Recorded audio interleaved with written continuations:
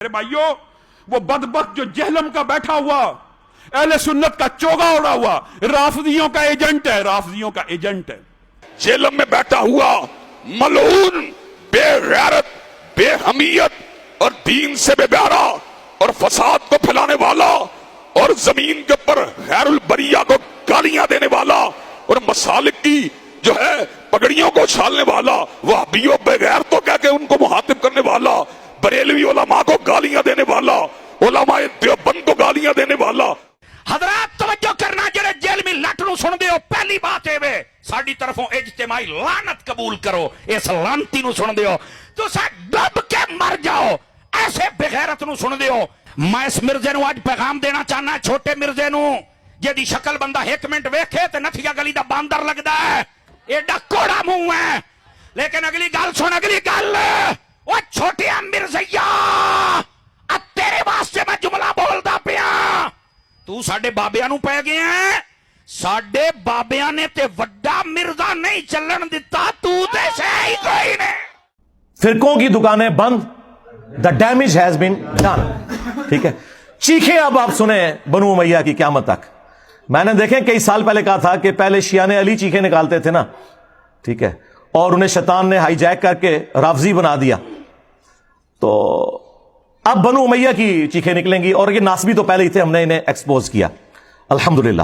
ہم نہ ناسبی ہیں نہ رافضی ہیں، ان بندروں کی چیخیں سنیں، اور یہ بندر کا لفظ حدیث میں آیا ہے، مسند ابی جعلہ میں، المستدرک الحاکم میں ہے۔ سیدنا ابو ہریرہ رضی اللہ تعالیٰ عنہ علیہ السلام کہتے ہیں کہ رسول اللہ صلی اللہ علیہ وآلہ وسلم نے اپنی وفات سے چند دن پہلے ایک خواب دیکھا، اور نبی کا خواب وحی الہی ہوتا ہے، یہ ذہن میں رکھیے گا۔ بخاری مسلم میں حدیث موجود ہے کہ یہ نبوت کا 46 نمبر حصہ ہے خواب، اور سورہ الصافات میں آتا ہے کہ حضرت ابراہیم علیہ السلام کو اپنے بیٹے کی قربانی کا حکم خواب میں دیا گیا، جو انہوں نے ایگزیکیوٹ کرنے کی کوشش کی۔ وہ کیوں؟ اس وجہ سے کہ وہ وحی الہی ہے،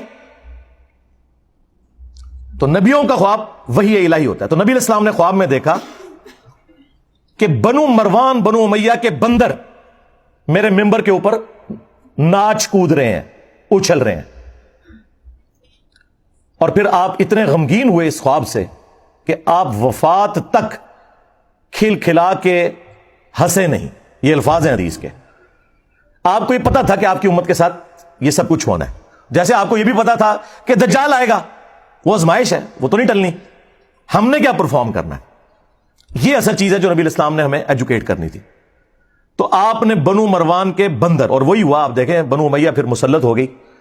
جو لوگ کہتے ہیں آپ پوری بنو امیہ کو برا کہتے ہیں، ہم نے بار بار عرض کیا ہے ایسا جھوٹ نہ بولا کریں۔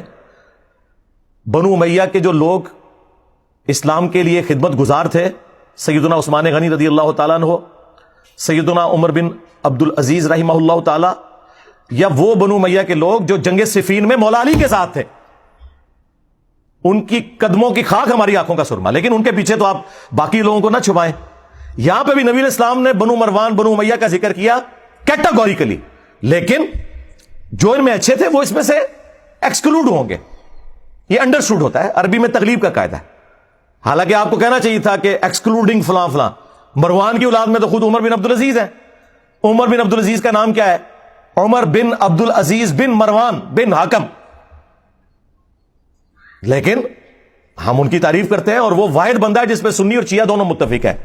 اسلام کا پہلا مجدد ہے، 99 ہجری میں وہ خلیفہ بنے، اور 2 سال کے بعد ان کا ٹوٹل جو دور خلافت ہے سیدنا ابوبکر جتنا ہے، آلموسٹ 2.25 سال، 101 ہجری میں انہیں شہید کر دیا بنو امیہ نے۔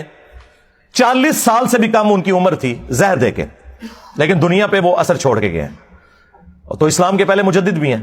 بس ان سے پوچھا کریں کہ بنو امیہ کا گند صاف کرنے کی وجہ سے اگر عمر بن عبدالعزیز مجدد ہیں تو 1200-1300 سال سے ناسبیت کا گند صاف کرنے والا مجدد کیوں نہیں ہے؟